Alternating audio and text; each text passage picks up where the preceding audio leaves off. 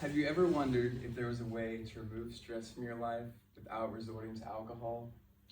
Well, look no further because there is, and it comes in the form of meditation. Giving us more than just spicy food, meditation hails from India thousands of years ago.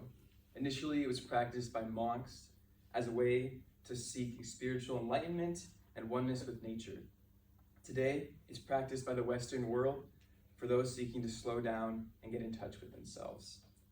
It is a way to find peace amidst the hustle and bustle of the modern world. Meditation is how you can grab your life by the throat and say goodbye to your stress. The first way to go about meditation is to sit with yourself.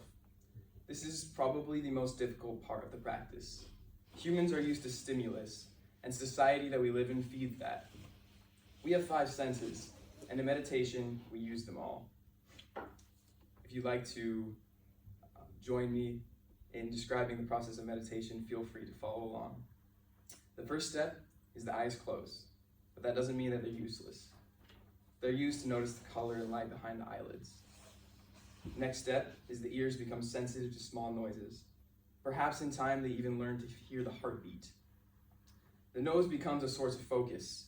With each inhale and exhale, the stress melts away.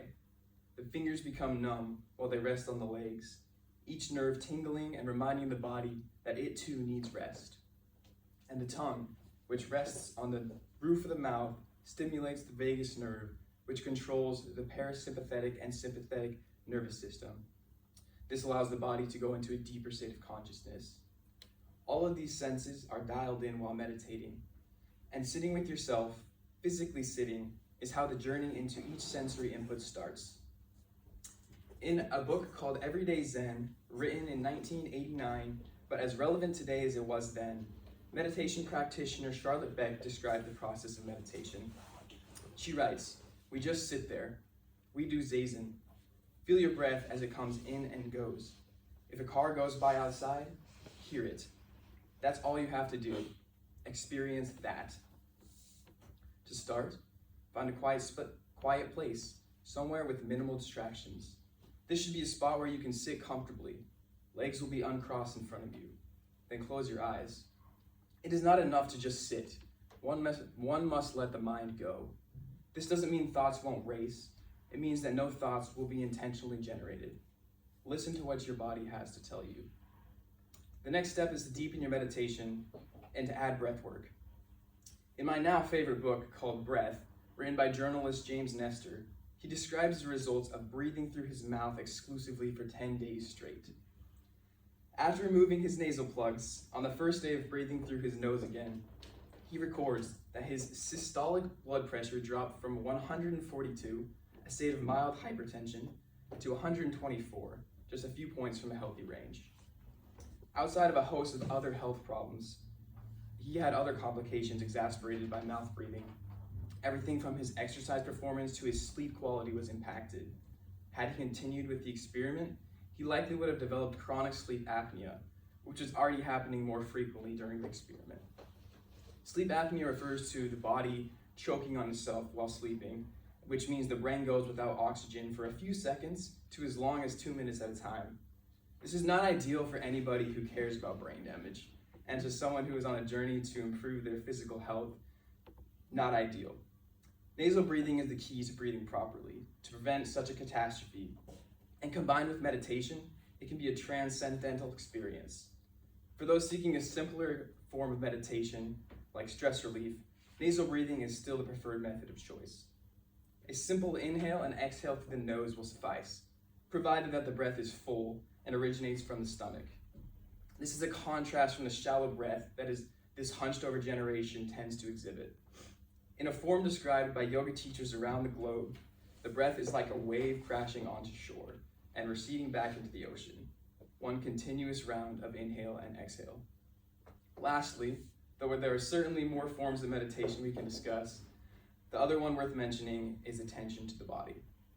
Once the mind is calmed and breathing becomes natural, it is the body's turn to talk. The body always asks to be noticed, but it is often ignored. This is usually due to the inability to listen. It could be a simple aching in the bones, a pinch in the nerve, a pressure in the joints, or a kink in the neck. Whatever the body is telling you, listen. Feel the pain, which is another word for sensation. Only by letting yourself break through the static of your typical senses can you become aware of the ones that you have ignored. It may be uncomfortable to sit for minutes at a time, and almost certainly your first experience with meditation will be an uncomfortable one, and that won't change. But that is the point. Bringing attention to the uncomfortable parts of yourself is how you will remove stress. All you have to do is let the sensations be felt, and then breathe it away. It's that simple. In her book, Everyday Zen, Beck also describes how humans react to anything uncomfortable in life. By applying it to meditation, she writes, we filter anything in the present through, I don't like that, I don't want to do that. This goes on constantly, spinning, spinning, spinning, always trying to create life in a way that will be pleasant. When we do that, we will never see the right now, this very moment. We can't see it because we're filtering. So the crux of Zazen, which means doing nothing at all, is this: the intensity and ability to be here right now. We have to develop the ability to say, I won't spin off here, to make that choice. I will add, we make that choice every moment the temptation comes to give up over and over again. This is the practice of attentiveness. This is the practice of meditation. To emphasize, meditation is not a niche practice for those who desire self-actualization. Your body deserves to be heard. Meditation is how you listen. By combining the physical and mental practice of sitting with yourself, along with breathing, and giving attention to your discomfort, you can experience the sweet release of stress relief that meditation has to offer. If you set aside time to practice for a few minutes a day, you will leave your life transformed. Only then will you find the truth, as so many practitioners like myself have found. Meditation doesn't just help remove stress from life. It prepares you for anything life can throw at you. So meditate, not for me, but for yourself.